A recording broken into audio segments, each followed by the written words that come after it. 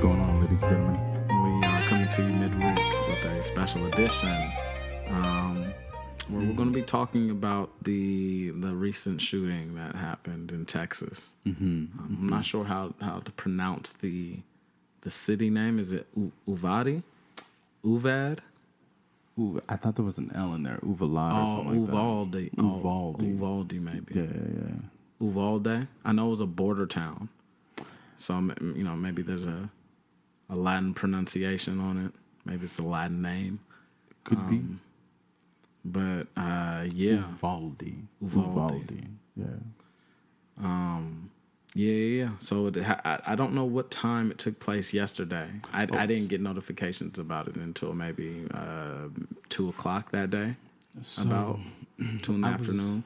I was at work, and at my job there is a TV in our lobby, and it's there's no volume. It's just on all day, and in the morning they usually just play news, and so I was helping out people. And then I look up and I see the shooting. I think at that time there weren't that many. I mean, one is too many. I think at that point it was like 10 or something like that. And then it just seemed like nobody was really paying attention to it. Oh, really? In the workplace or whatever? In the workplace or whatever. And then I was like, do you guys not see this? And then people kind of looked up and like, and as the day went on and progressed, like the number kept getting higher. And then by the end of the day, people were just in front of the TV. Like they were just standing in front of this TV, not even really listening because there was no volume. They were just kind of watching to see what the updates were. How many people were huddled around that TV, would you say? I'd say by the end of the day, probably about 8 or 9 people. Yeah. What were the general thoughts? And they all had kids, so they were all disgusted, and they were all. One of my coworkers went home crying, like she just couldn't take it. It was rough, man. It was a rough day to see that going on, and for someone so young, to do that. Oh, the 18-year-old who was responsible. Yeah. I mean. Yeah. The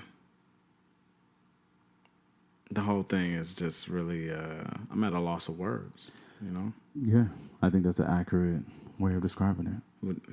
I would imagine that most people are, because we've seen this dance before. We've been through this dance before. Like,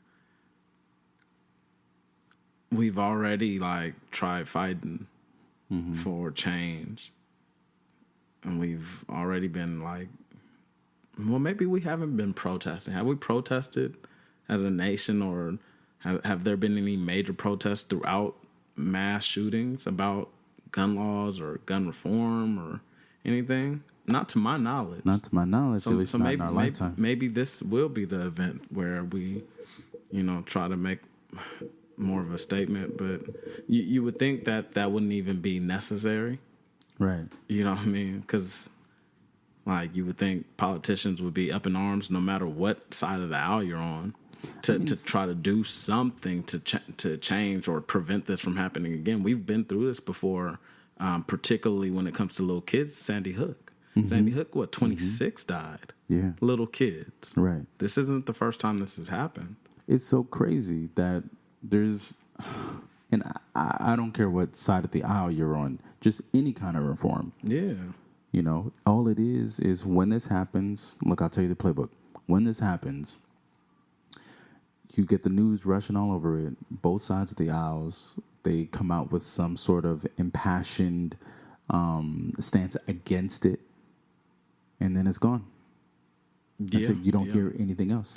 Yeah, eventually. I don't know how long that process usually takes between the event happening and when it's no longer really in the news. But this one in particular, I promise you, is not going to be in the news for any more than, I'd say, 2 weeks tops. You might hear something months down the line about a settlement. Right, but as far as an everyday news topic. There's, I can't see any sort of short, major... but you might be right, man. We'll have a ticker. day 4. Right. Exactly. They still give a fuck. They still as care. of now. Right. And it's so sad though that's where we're at. Yeah, man. You know, that those sucks. kids, man. That really breaks my heart, man. It does. And it's weird, right? I mean, just objectively speaking, it's weird that it happening to kids pulls such a heartstring. You know what I mean? Well, they have so much for it happening life to anybody, it sucks, right? But when it happens to kids in particular, it's like, wow, it just hurts so much more. Yeah, because it's the life. You know, they have all that life to live. They're so innocent. And it's the innocent factor, right? For sure. They didn't deserve that. And it's like they have no way to defend themselves. I was driving home, and that's the thought that hit me. I was like, at least if it happened to me, I'm not helpless. Yeah. Those kids were afraid. They were bewildered. They didn't know what was going on. Yeah, man, that really sucks, man. That hurts. It does. It does. And it speaks not just to the reforms on like guns, but it's also mental health, man. Like, where was this kid at to where he thought this was the appropriate step to take? Like, this was the decision I needed to make. I needed to take this gun and I need to go shoot up this school, you know? And he had posted about it ahead of time. Yeah. He like had a manifesto on Facebook. He had a manifesto? A manifesto is how it was described on Facebook. The only things that I've heard about his online presence before the attack happened was him writing to some girl in Germany, like texting her, "Hey, I'm about to shoot my grandma. Hey, I shot my grandma. Damn. I'm headed to the school now." Yeah, that's the only online footprint, thumbprint, fingerprint that he left, to my knowledge. And so who was this girl in Germany? Some chick he was trying to like get at. And has she been questioned? Like, how long have they been talking? I haven't heard anything as of yet. That's so crazy. But I mean, the girl's only 15, so okay. you know, and so I assume she probably knew very little about him. Mm-hmm. She's all the way in Germany. Mm-hmm. We can't say all the way in anymore. We have no idea. But, yeah, I mean, how connected the world is. Oh yeah, for sure, right. You know, right. all the way in Germany is no longer a thing. Right. You know, right. So. Yeah, but yeah, apparently he was supposed to be flying out there the next week or maybe in a couple of weeks to visit her. Who knows if he was actually going to do that? He might have just been popping game, but you know. Yeah. What was his reason for snapping? Why? So according to the reports, his I've heard several different reports, but the one that's been the most consistent was that he was at his grandma's. She was, I think they had gotten to some type of argument about the phone bill or something else. She got on the phone with AT&T at some point. To, I guess, question them or talk to them about the phone bill, the service.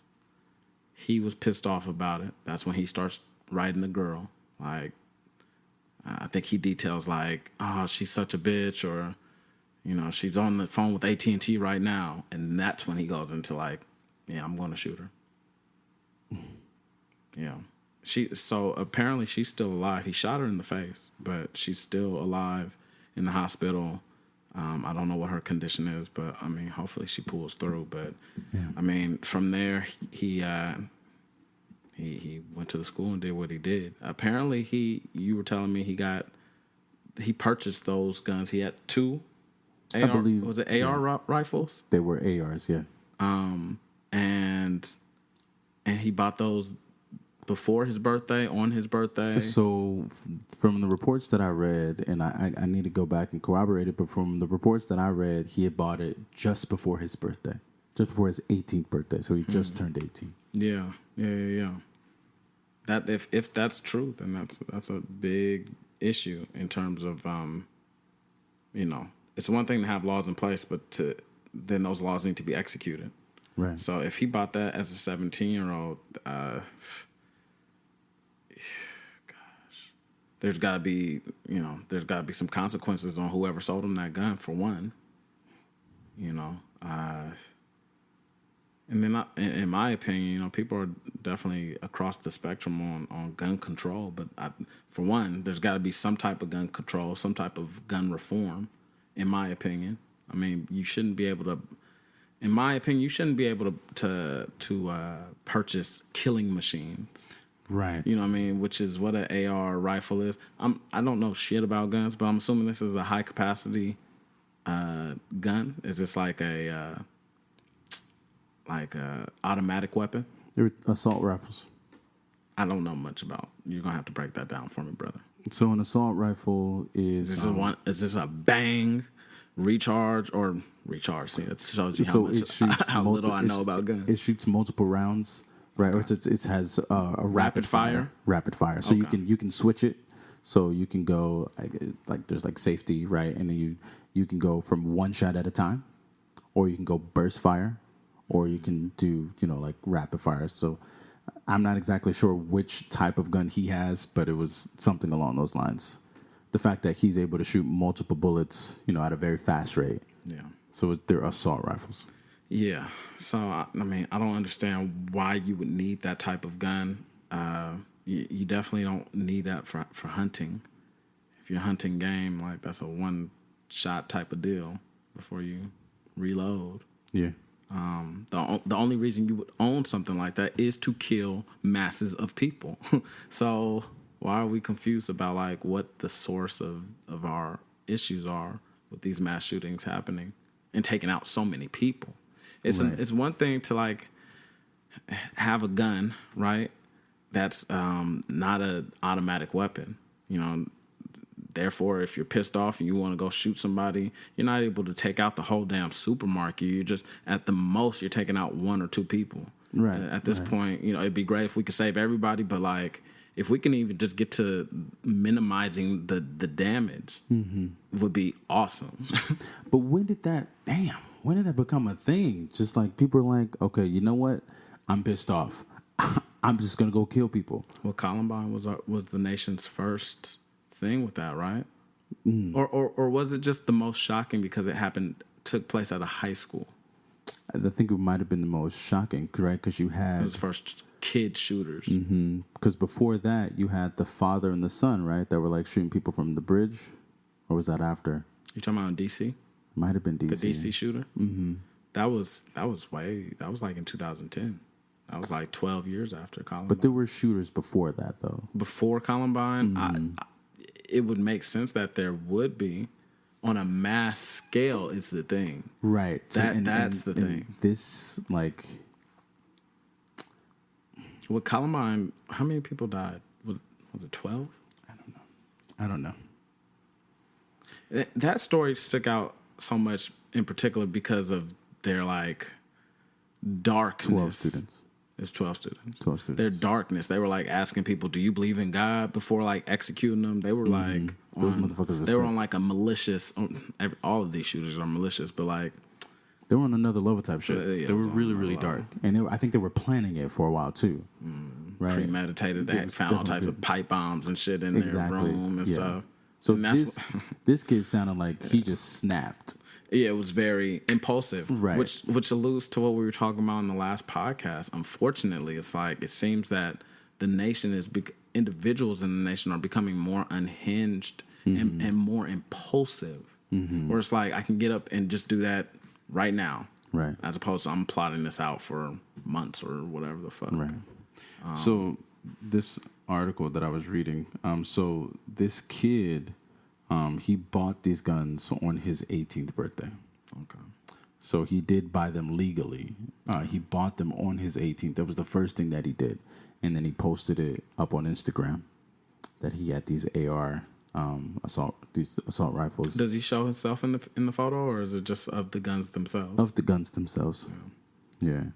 And so he just snapped. But my thing is, 18, you're not old enough to drink, but you're old enough to kill someone. Yeah. Like I don't understand that. Like what I think, and it's a shitty argument in my mind, but I think what the argument might be in favor of it is that that is their natural born right as an American. It's to once you're an adult, you have full access to the Bill of Rights, or Right. yeah, the Bill of Rights, the right to vote, right to carry an arm, right to free speech without a guardian's. But here's the thing whatever. about that, right? So the male mind doesn't finish developing till what age? 25? 25, I believe. 25. And for females, it's 21, right? Or somewhere around there. I'm not sure about them. Why have you not taken that into account? Like, you are still very mentally unstable. You know what I'm saying? Like, you got all these chemical processes going on in your brain, until you're 25 years old. Yeah. But yeah, you're able to go buy a gun. Yeah, I agree. I agree that and there's no sort of psychological evaluation that's done before you're able to purchase a gun. Right. You can't even run for president in this country without having to cross a milestone age wise, 35. 35, yeah. So yeah, I think you're right. I think that should be looked into. But there's less money to be made that way, Yeah, of course. A lot of this system is money oriented. In law and otherwise. Yeah, we'll see if politicians actually start doing shit. The Texas governor, I guess, in his speech to the state or the nation, or during a conference, he was talking that bullshit. He wasn't really saying much. I think he focused on the need for mental health, or he wasn't talking with any impression. He didn't leave anybody with the impression that he was trying to change anything, or at least just coming out making people feel good that you're going to do something. Just at bare minimum, pretend at the bare minimum that you give a fuck in your action. Right. But so during that press conference, that lackluster press conference, he was interrupted by Beto O'Rourke. Came up to him and said, "This was your fault." Yeah, well, saying that you don't care about the kids. Yeah, he was saying that was his fault, just for his lack of gun reform during his run as governor. Right? Yeah. So I've got a direct quote. He was he's directly quoted saying, "This is on you. You said this was not predictable. This is totally predictable when you choose not to do anything." Right. Yeah, and we can, with that being said, we can predict that there's going to be another mass shooting sometime in the near future. I hope to God that doesn't happen, but I'm not a fool. I look at history and patterns. I feel like we're not overly smart people, you and I. We're not like upper echelon and intellectuals. I'm a decently dumb guy. Right. So I gotta believe that the people in Congress and the legislature have got to be somewhat smarter than us. Well, there's no requirement to run for office, right? I mean, you got people like Marjorie Taylor Greene in office, or at least morally more intelligent. You know what I mean? And just with lack of action, it makes you question, like, what are these people? Like, I don't know, man.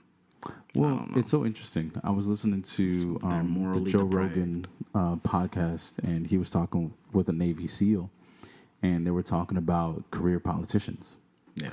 And they were talking about these people are just in it for the power. I mean, you have people like, what is the Democrat? Who's that old lady? There's a lot of old ladies. Yeah, Nancy Pelosi. Nancy Pelosi. She's so old. She's I think she's like in her 80s. Why is she still in office? Right. You know what I'm saying? And she balling too. Balling out of but control. That's the thing. And not just her, but her family. Yeah. Her family is very rich. Yeah. They're like millionaires, like hundreds of millions of dollars they have, Yeah. And this comes from being a career politician. Yeah. And so that's what it is. It's a power play. It's a power game. And one of the Navy SEAL, he was saying that it's so interesting how they're all very savvy investors. You know what I'm saying? So it's money and power for them. Yeah, I mean, we're not too different from like shows like Succession, and I don't even watch Succession, but from what I've gathered, that it's kind of like that, where Yeah. People are just kind of looking. I've actually never seen it, so I don't know what I imagine. There's a lot of backstabbing. Yeah. A lot of strategic, power moves. Yeah. A lot Or of like bullshit. Billions. Or have you seen Billions? I imagine that shows like that as well. Oh man, Billions is a great show. Yeah. Billions is a very, very good show. That one and House of Cards. Okay, so House of Cards, I definitely was aware of or familiar with. Yeah, so that's what it is. A lot of backstabbing, a lot of like mouth service, a lot of two-facedness. But politicians are really the worst, right? they really are, though. Hell has got to be filled with lawyers and politicians. Well, it's got to be. Yeah, but the upper echelon goes to the politicians. They get like right? the special reserve, the VIP, the VIP. Yeah. I hear there's an Xbox down there for them. Just Man. Well, they probably get to choose what torture they receive. Yeah. Shards of glass or fucking hot molten lava. It's like, hey, we're not monsters. You can choose. Oh man, at least there's some type of silver lining in all this, right? Somebody's gonna pay eventually. Eventually. Yeah. Eventually takes a long time to get to, but eventually there's gonna be some type of justice in this world, man. Either in this world or the next. Yeah. And my heart goes out for those parents, man. Yeah, man. I mean, golly, gosh. Like I can barely contain myself. I don't have kids. Yeah. But I want to be a dad so bad. Yeah, same. And that would break my heart, man. How do you even recover from that? How do you, how do you recover? And if they had like siblings, how do you tell them your brother, or your sister? Makes me sick to my stomach, man. That's rough. That's very, very rough. So our family, our hearts and our prayers go out to all of the families of Uvalde. Yeah. And we're praying with you. We are definitely praying with you. This should never happen to anybody. No, never. Thoughts and prayers up to you, and hopefully our politicians can do more than that. Mm-hmm. Definitely. As people in power, hopefully they can do that. Well, we'll see soon. November's right around the corner, so I'm going to be guessing, politically speaking, the Democrats are going to be trying to really bastardize the right for this, as they should. Mm-hmm. But I think, as we were talking about earlier, we should definitely be on them to not only bastardize the right, but to hold them accountable in terms of mental health. Yeah, of course. While it's not the most immediate thing that can be done, or that will take effect, it's definitely something needed in this society, as we are seeing. Stable-minded people don't take ARs to an elementary school and gun down 10-year-olds. Right. So there's definitely a mental issue here, and we should be on these Democrats' ass about fighting for a comprehensive national mental health access. Why is this so hard to fight for? It's not, and that's the maddening thing about it. That's crazy to me. Yeah. Like, you obviously see that this is an issue, right? The opioid crisis is out of control. Mm. The mental health crisis is out of control. Mm. What are you doing? Yeah. Like, these are two very glaring issues. And I know that every person in the United States, at least, if not the world, is one or at the most 2 people away from someone who has mental illness. Oh, yeah, of course. Yeah, 1,000%. So if that's the case, what, you would think that people would pay more attention to that. That's one of the many crises of our time right now. Yeah, for real. Mm-hmm. So, hopefully something in November will be done. Hopefully platforms like our own can help to bring more awareness around this. If there isn't already, I'm sure people just need to start talking about it more. bringing it more to the front of the conversation in all conversations, not just when some crazy tragedy like this happens. Like, this should be a part of the conversation. This should be in our lexicon, culturally speaking. Absolutely. Yeah, I agree. And when you meet up with your homie for coffee, have you seen your therapist lately, dog? Yeah. Like, it should be a part of like regular ass, non-stigmatized, destigmatized conversation.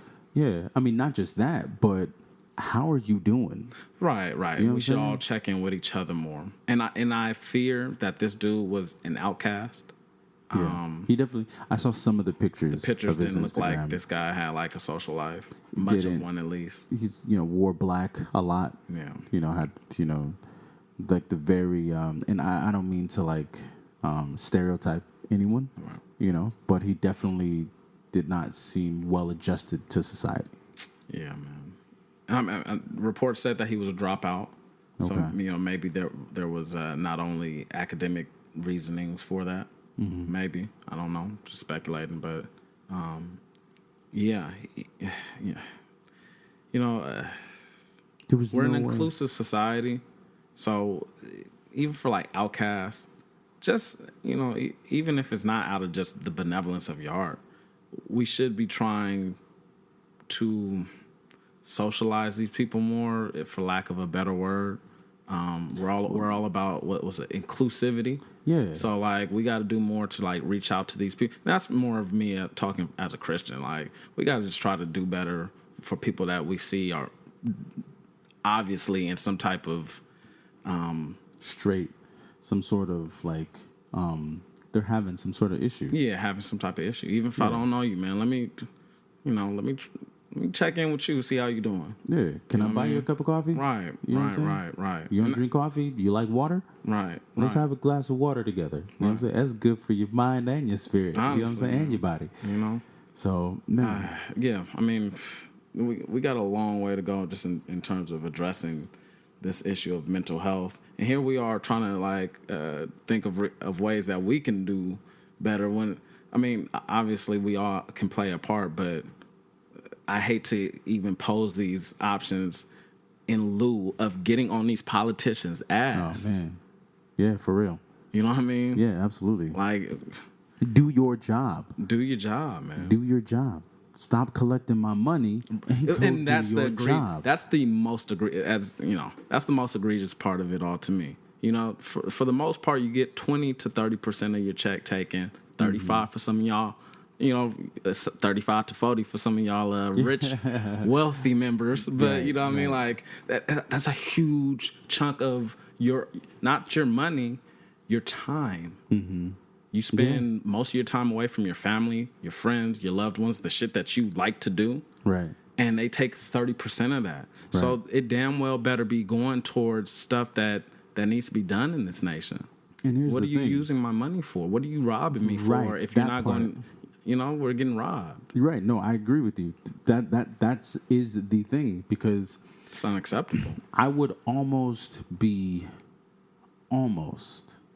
okay with it if there was some sort of semblance that it was going towards something. Right. But where have we? I mean, it's been 4 years, 6 years, and we're no better off than we were 6 years ago. As a matter of fact, I would say that. Are you saying 6 years in particular because that was Sandy Hook?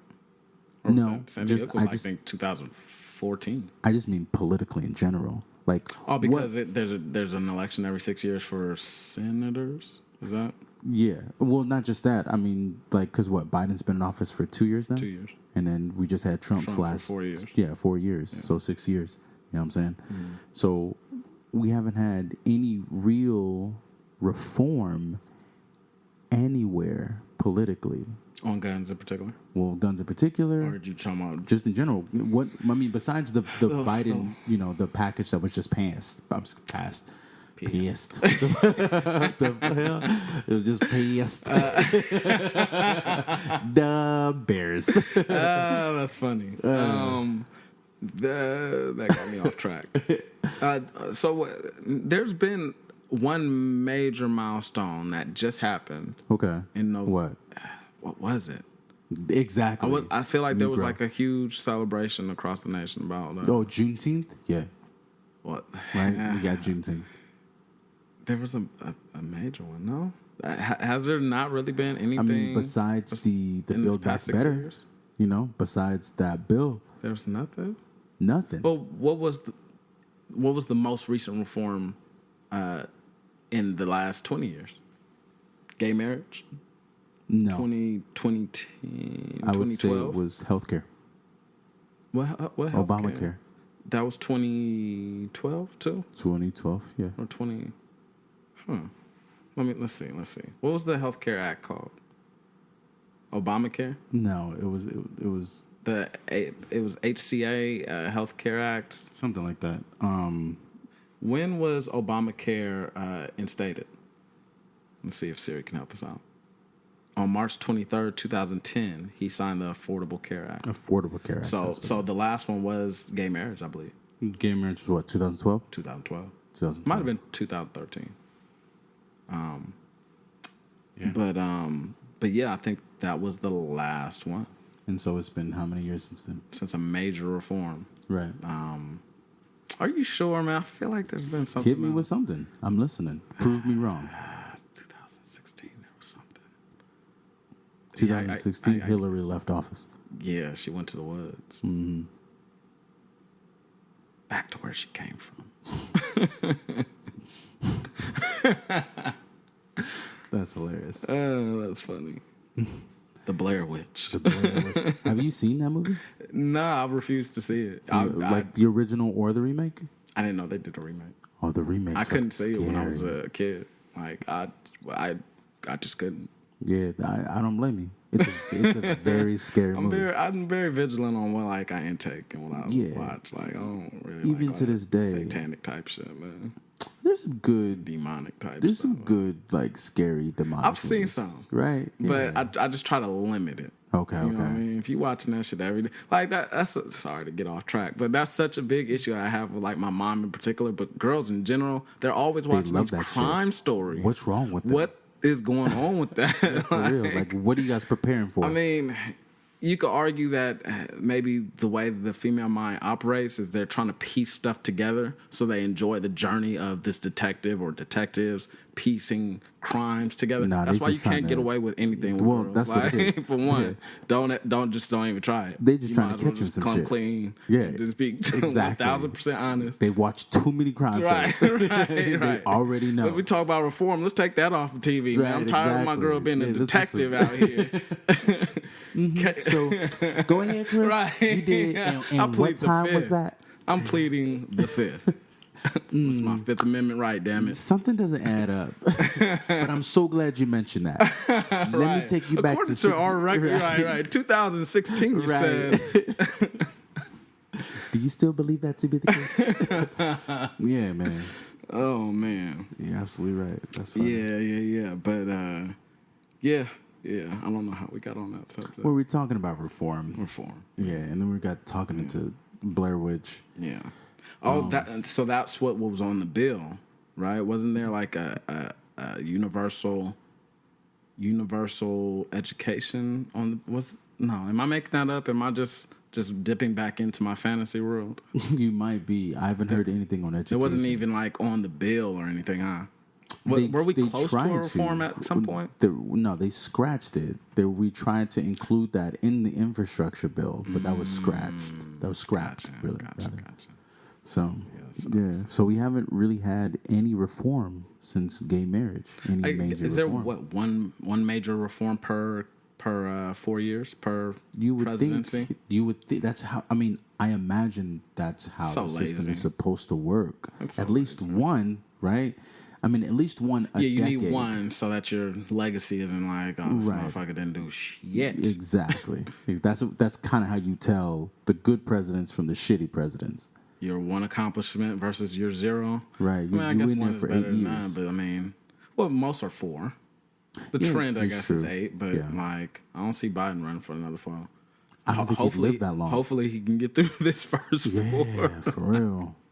I mean, hello. Pop, pop.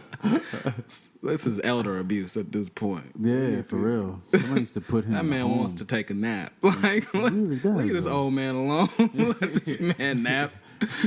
Look, guys, I just want to sleep.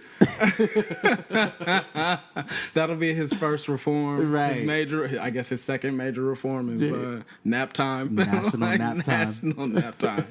Hey, honestly, I'd vote for him again if he instated that. That Honestly, would be dope. I can't get through the day without a nap. Honestly, that's- yeah, I need one at least when I get home. That doesn't. He's Biden for 2024. Yeah.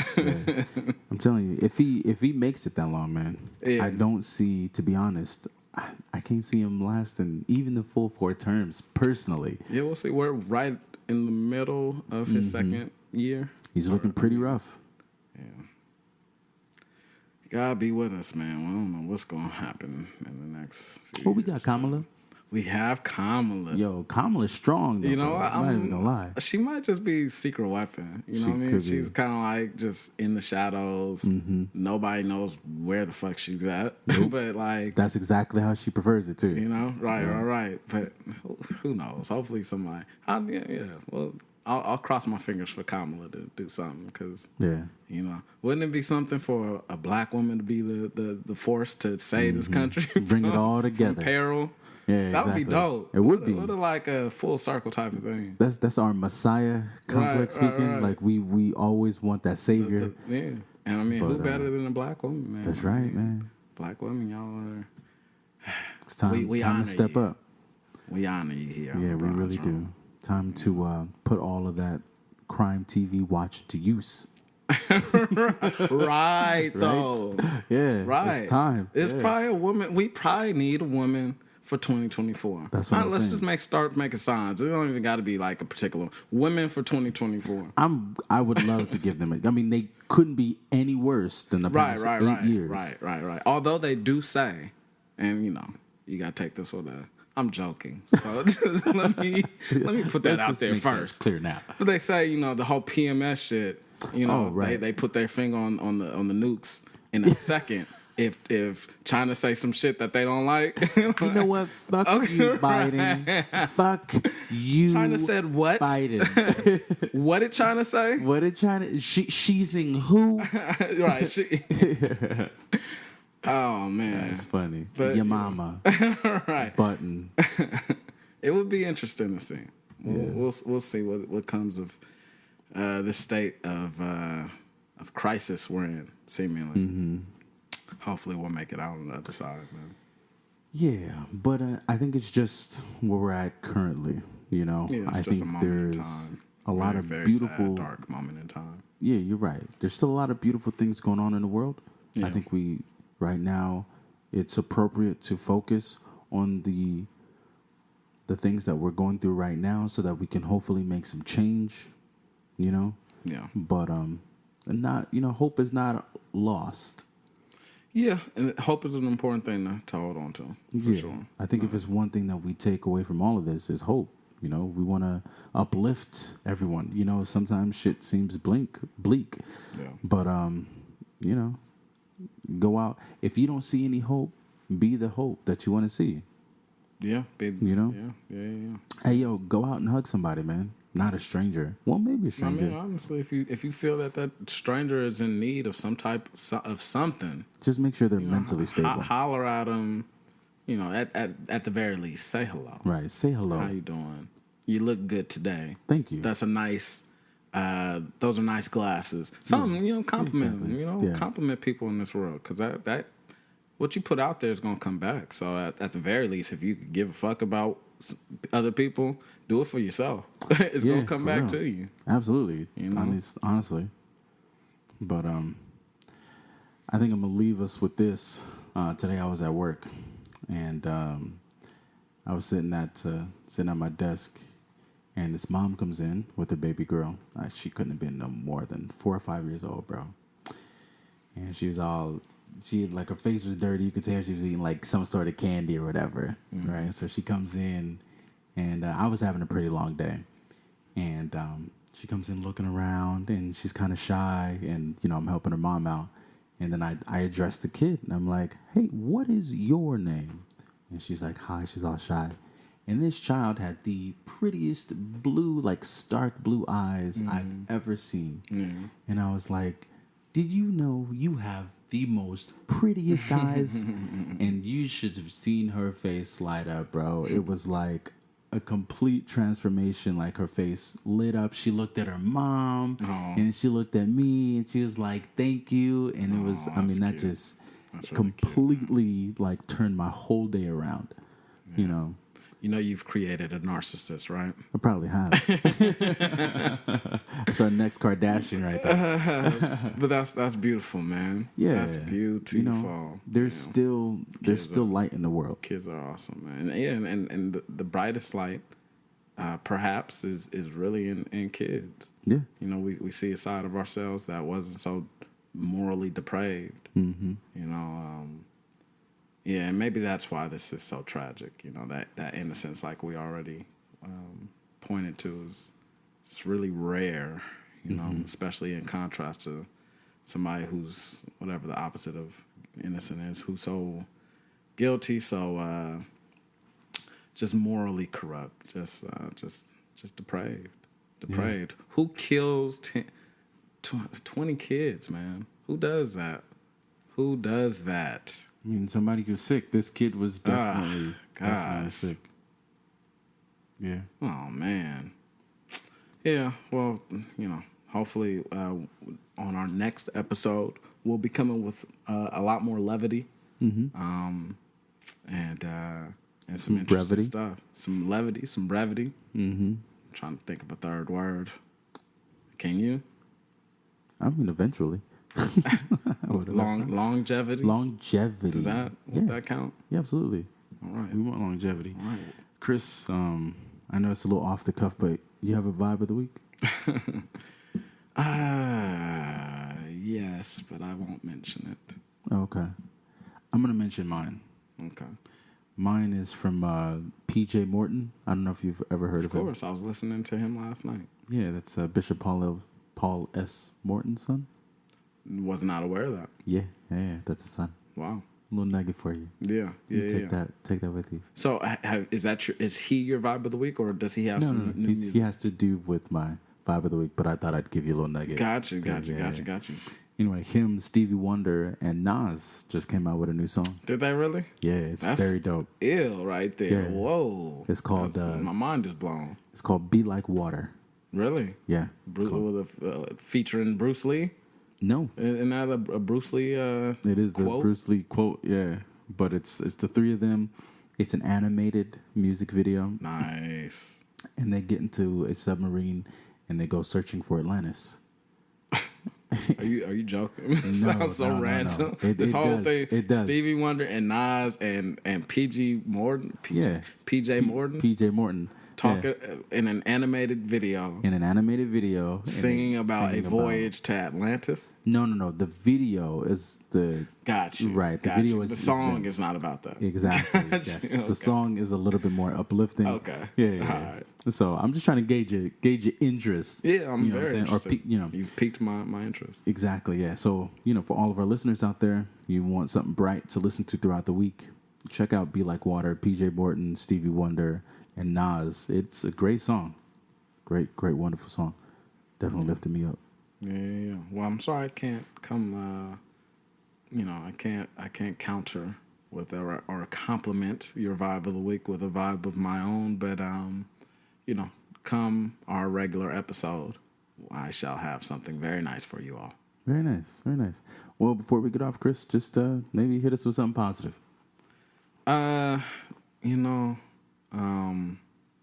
It's a lot of darkness out there in this world. We've all been affected by this tragedy, I would assume, in some way or another.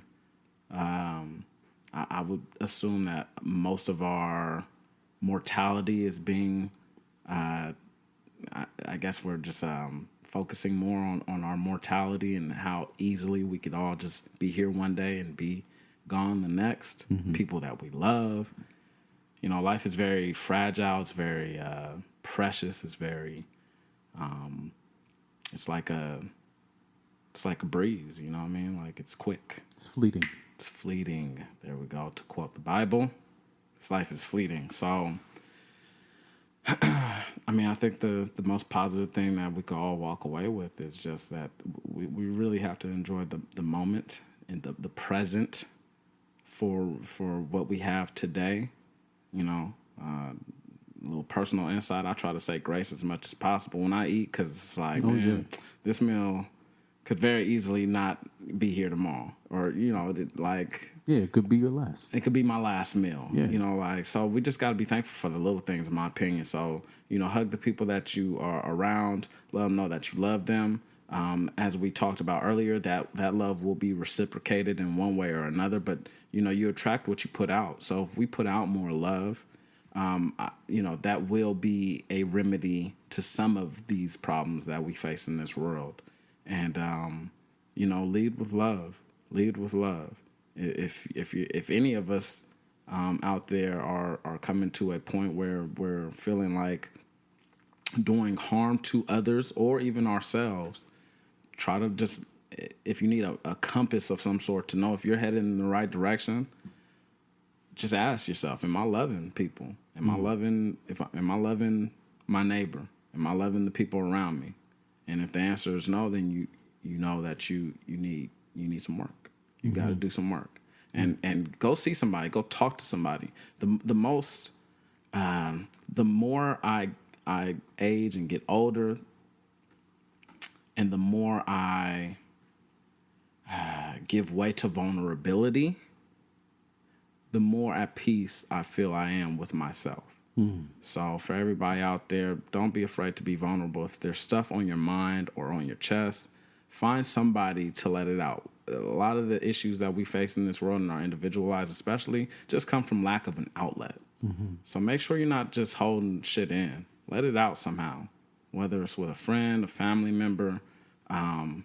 If you got to see a therapist, for the love of God, seek that out, please.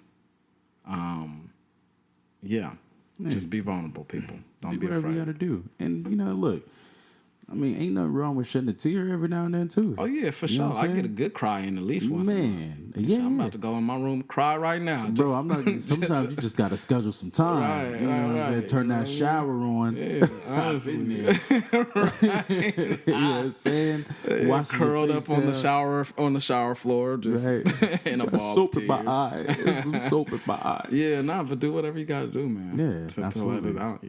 It's no such thing as men don't cry. It's not a real thing. That's a lie. That's a perpetuation of toxic masculinity. You know what I mean?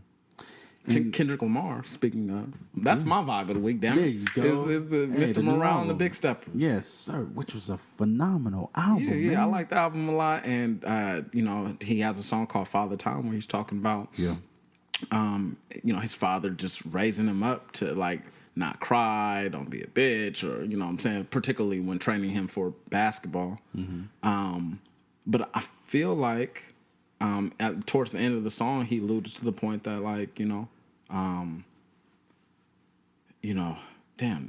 my point might be actually not valid here, because I'm trying to think, and I want to say that somewhere the moral of the song was that you can be vulnerable. Like it's not being tough that makes you a man, even though that's what his father was trying to teach him. You can learn to be a man and without that machismo. Although that's a part of it, I suppose. Knowing your power, knowing that you have the power, but refraining from using it in every instance shows the mark of a real man. Yeah, you know what I mean. Having power and just having the discernment of when to use it and not having to brandish it everywhere is the mark of a real man to me. There you go. Absolutely. Because I'm a real nice guy, but don't get it twisted. You feel me? Like, I just know how to, hold back if, for the most part, because you got to give people grace. So, grace is beautiful. Grace is beautiful, man. Grace is beautiful. Really beautiful. Speaking on the thing of grace, I find sometimes, like when I'm like the most, like I guess, I don't know, stressed or distraught or whatever, you're doing something nice for somebody else. For some reason, it always makes me feel better. I was just having a conversation about that very principle on Monday with somebody. I don't understand it. I will be in the worst mood, but as soon as I see an opportunity to help someone, man, like it takes it all away. You know, to see somebody relieved or to see somebody in a better place than where they were before, and it could just be the way that I was raised. You know, like, you know, as a PK kid, you know what I'm saying? You were like, you got to do this, you got to do that, you got to do that, and you're constantly serving. Yeah. But it's like, man, it's. I mean, I would argue, and I could be wrong, but I know it helps for me.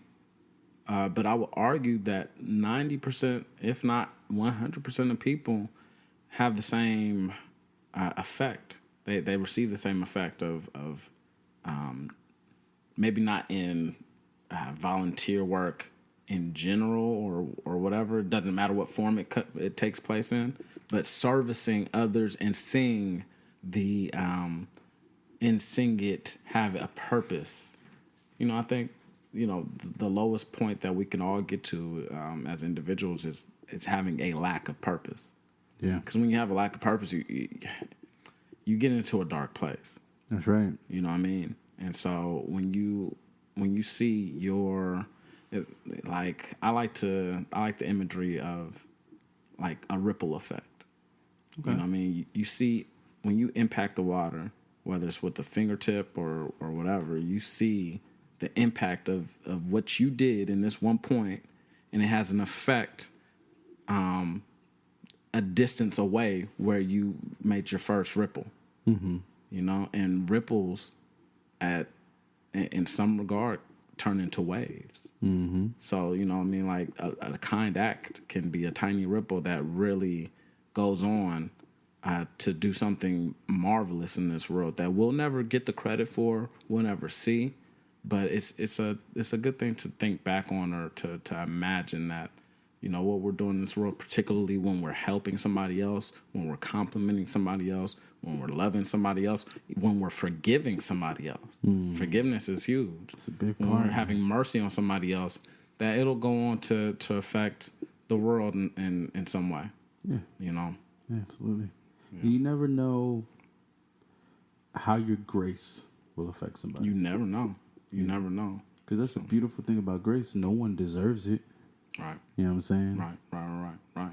But it's like to be given it. Like that's the beauty of it. You don't deserve it, but you're given it anyway.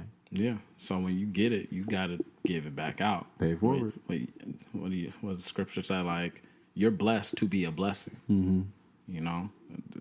Don't be selfish out here, man. Shit. Yeah, man. Share. Share. Pay it forward, man. Don't be stingy. Get to the needy. To quote DMX.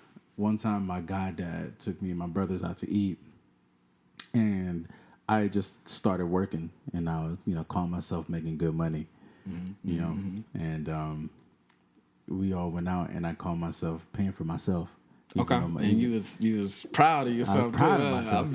Proud of myself, right? It's a mark of a man, you know, becoming a man. But my goddad had already told us that he was going to pay for all of us, and so I went to pay for myself. And so when I got back, he said, "Man, what are you doing?" I was like, "Oh, I didn't want to, you know, impose on you guys, and I just, you know, wanted to make sure I was able to." He's like, "Nah." He said, "Don't make me miss my blessing." Oh, right. I was like, you trying to block my blessings, boy. You better get out of here, Satan. Right. I was like, wow. I would have never thought about that like that. Yeah. You know, when you do something for somebody else, you know, it may not be today, may not be tomorrow, but eventually that's going to come back to you, and it may not come back to you directly, right? Yeah. So say that meal that was given to me, you know, that might have been the last good meal I had for weeks. And might have been able to draw on that, whatever that would have led. But, you know, so to hear that, and to this day, you know, I think about that anytime somebody tries to do something nice for me. Yeah. And it's good that you have that experience or that moment that you'll always be able to, you learned a lesson in that. Absolutely. It's a huge monumental lesson going forward. Absolutely. Yeah. So don't miss your blessings, man. Just go out and do something nice for somebody. Yeah. Please, for the sake of our nation's safety. Honestly, like let's protect each other. Let's love each other. Yeah. Last thing before we get out of here, to your point on vulnerability. Back to the Kendrick Lamar album. I think there might have been a better song for your point. Which one? The one with Taylor Page, We Cry Together. Really? How so? They're like warring. It's warring, but it's so raw. Yo, and it's then at the 1,000% end, raw. For at sure. the end, they become very vulnerable. They forgive each other. But do you see how vulnerable they get though? Because in the moments of anger or the moments of makeup? In the moment, both, right? So they're calling each other out, and then at first they're like, I don't want to hear it. You know, they're like yelling over each other. Okay. And then as they get deeper into it, you kind of see the knives starting to stick, and they become more receptive to what the other person is saying. Oh, really? Yeah. Okay, interesting. And then by the end, it's like I have to rewind that and play that over because I didn't see the subtle progression between they're just throwing words and not receiving what the other are saying. Yeah, are you sure? I feel like they're saying a lot of stuff in response to each other from the very beginning. No, but that's what a real argument. I don't know if you've ever been in an argument argument with somebody that you love. I've never been in an argument like that. I grew up with 7 brothers, and 1 sister, bro. I know how to argue. That's you know what they were saying some mean stuff, dog. They were, but if you listen to it, none of it was false. Okay. Yeah. You know, they were saying real truths about each other, but not just about each other, but about I don't want to say the culture, but the culture of Black relationships. Yeah, that's you know what I'm saying. That's too. You know, so they were saying some hard truths in there, man. Mm-hmm. And if you go back and listen to it, like I saw some of myself in some of those lyrics, like wow, like that hurt. Because that I feel that, and if you know, and you can see like they'll acknowledge it, and they'll be like, man, whatever, you know, like you know what I'm saying, right? So where it starts to, like you said, stick a little bit. Like, oh man, you got me. Right? Yeah. The whole like, give me my keys, nigga. Like that part right there was definitely because she had gotten under his skin. Well, she got him. Yeah, right. She got him, right? And that's why we always resort to physical action over just talking it out. It's like when we don't have any other recourse. Yeah, it was he reverted back to his child. Right. So I'm digging a little deep into it, but I mean that whole album had so much knowledge and wisdom up in it. It could be dissected for years to come, I'm sure. For real. But yeah, that's real vulnerability at the end, how vulnerable they become with each other. Yeah, one could argue that shit. I don't see that. Yeah, I guess whatever. I'm not gonna argue it. Yeah, I'm all in favor of the making sex. Like, who am I kidding?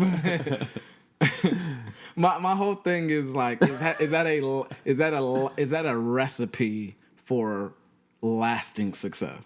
That was a very toxic argument. It was an incredibly toxic after they get done fucking, they're going to still need to like work out a lot of issues. They need to see somebody. They need to definitely see somebody. Absolutely. No, that was hella toxic, but it was vulnerable. Thank God for vulnerability. Right, exactly. Yeah. That was very toxic. Very, very toxic. Yeah. But it was dope. That was such a creative track. Oh yeah, man, absolutely. That was very cool. I really don't like that. I'm very drama adverse. Mm-hmm. So even playing it at first was like, ooh, this is a lot. I need to turn this off.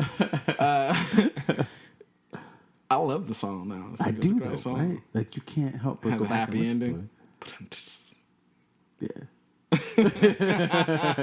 I guess it's happy. Yeah. Yeah, no fuck me, nigga. No fuck you. Right. Yeah. So okay, and there's like pitter patter after that. It's like sound effects or some sort. Is that him beating guts or is that like? No. What's the last verse of the song? Stop tap dancing.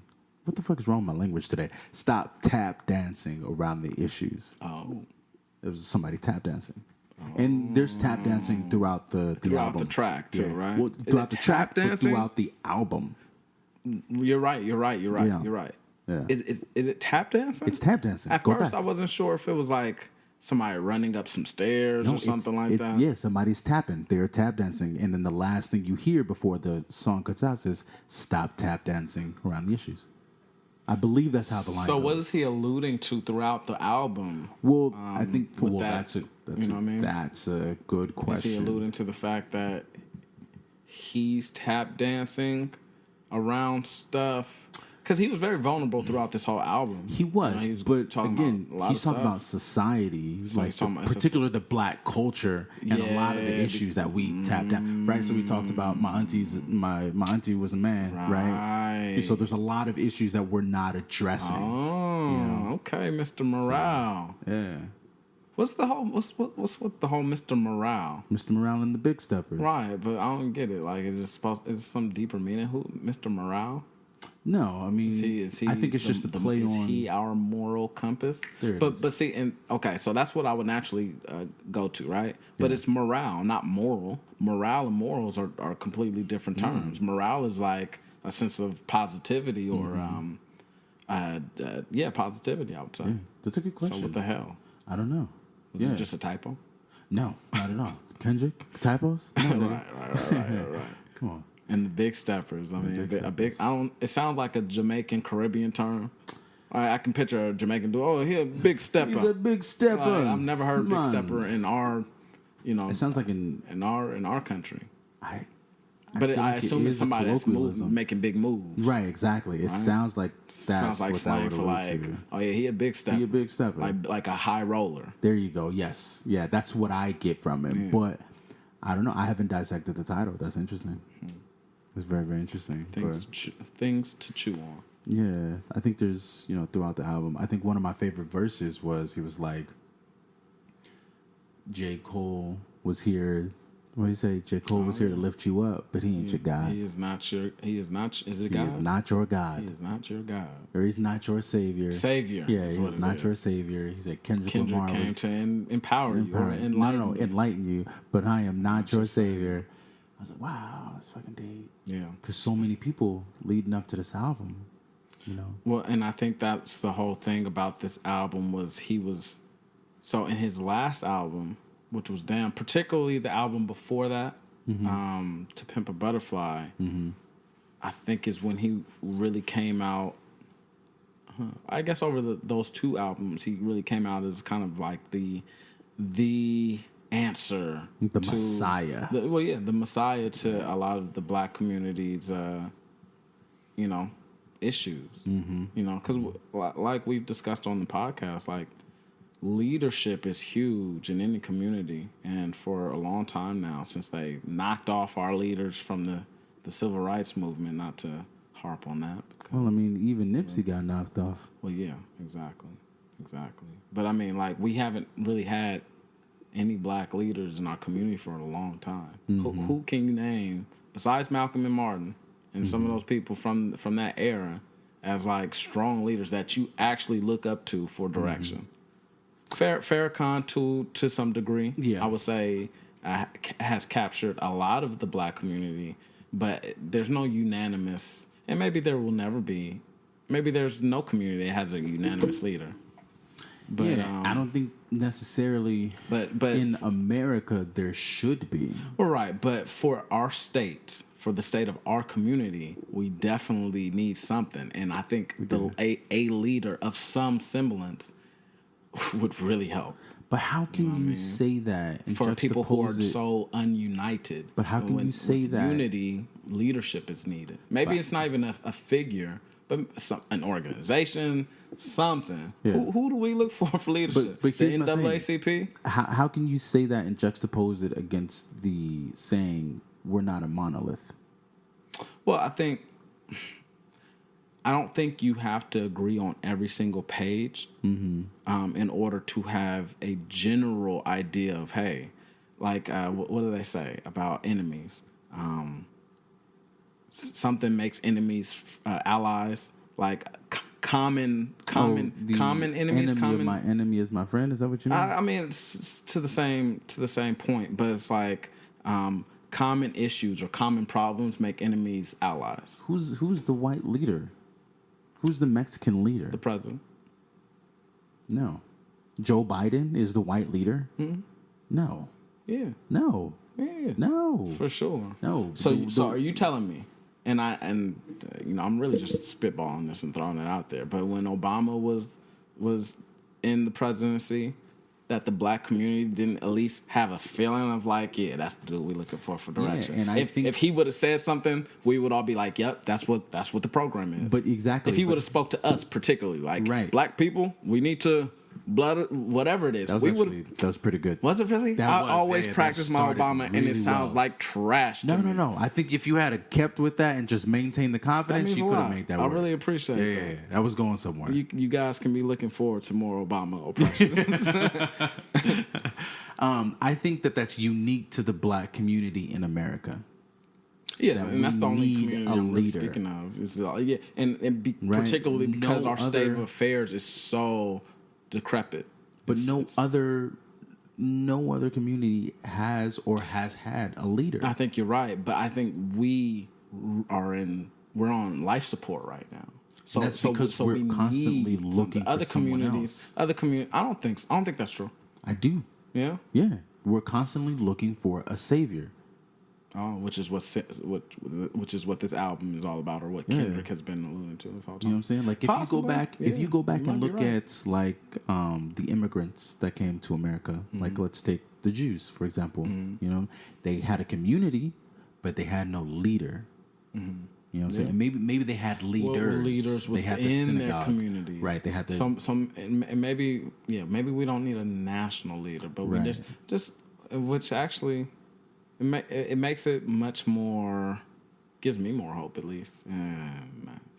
We need leaders. To steer away from that. But yeah, with hope, it makes it much more tangible because in our community right here, we could be the leader of our 2-block radius or why not our 5-mile radius in this city or whatever. You know what I mean of the black community, and maybe if our smaller communities around the nation had that approach, we'd all be in a better position to really have some progress. Yeah, I agree. I mean, the only thing that worries me is eventually we would have to unite, not necessarily unite, but have some sort of common understanding of where we all stand. Because if you look at the successful communities, right, let's say take the Jewish community, right, they had their Jewish leaders, right? So they had the priests, those in the synagogue, right? The rabbis, excuse me. And the rabbis were the community leaders. Right. If you looked at, I don't know, this is kind of controversial. Maybe I shouldn't say this, but some of the immigrants that came, you had like the heads of the families. Okay. That were the leaders, the community leaders. Right. That's how things were run, right? So if you look at like the successful. You're right. Right? You're right. And so, you know what? And this gets, this is a whole another conversation that really, man. Yeah. I'm going to touch on it lightly. I can't resist. Yeah. I can't wait. Bring it back. Bring it back. I see you. But what I'm saying is, it's a group of leaders, right? And there has to be some sort of consensus. But I could talk about that all day. Yeah. Leadership. Leadership wants it. Yeah. We'll put some signs in the window. Yeah. We want you, the black, to be a leader. The black storefront. We need leadership wanted. Speaking of wanted, we got to figure out a name for our followers. What do y'all think? Are you saying we're not going to stick with Bronzites? No. Bronzites kind of has a Bronzite? It's kind of like... I don't like Bronzite. It reminds me of soap. Oh, interesting. Soap. Like laundry detergent. Sounds like Sounds like a laundry detergent. Hey, baby, go get me that Bronzite out back. Well, what's another like identifier of a nationality? Chinese would be Bronzies. Hey, what's up, Bronzies? That sounds weirdly racist. That sounds. I don't know so how it's racist. It felt Damn racist. It sounds. It sounds racist. It just felt racist. Yeah, I don't know. Yeah, Maybe I don't know. I was playing around with it. Blacksmiths. the blacksmiths The would be blacksmiths, dope. you know what I'm saying? Right, that's what I'm saying, bro. And because don't blacksmiths work with bronze? That's yes. Oh, I yes. thought you meant just because we're a black platform. Oh, Hey, I like that. I like that, man. though. Yeah. Hey, see, we own something, right. In Hey, case y'all didn't see it, me and Chris just fist bumped. We're geniuses. Heard it here first. The Blacksmiths. The That's our Blacksmiths. audience name for sure. Yeah, the Blacksmiths in the question. bronze room. Yes. Yes, sir. All right, Blacksmiths everywhere. Hey, stand up. Actually, yeah, that's got a nice ring to it, though. Blacksmiths Are you a blacksmith? everywhere. All right. Yo, I'm a blacksmith. You a blacksmith? And if you're not a blacksmith, you don't know what the fuck they're talking about. Exactly. Yeah. So, hey, shout out to all my fellow blacksmiths out there. You know, welcome back to the bronze room. Yeah, welcome Yes, back. sir. Hey, we had an ugly chapter this week, but starting next week, hey, the sky's the limit. Positivity is going to be the force that carries us through all this bull stuff, this bull jive, as my man Shannon Sharp says. We'll see you guys next time. Yeah, as we always do, we'll see you next time on The Bronze Room.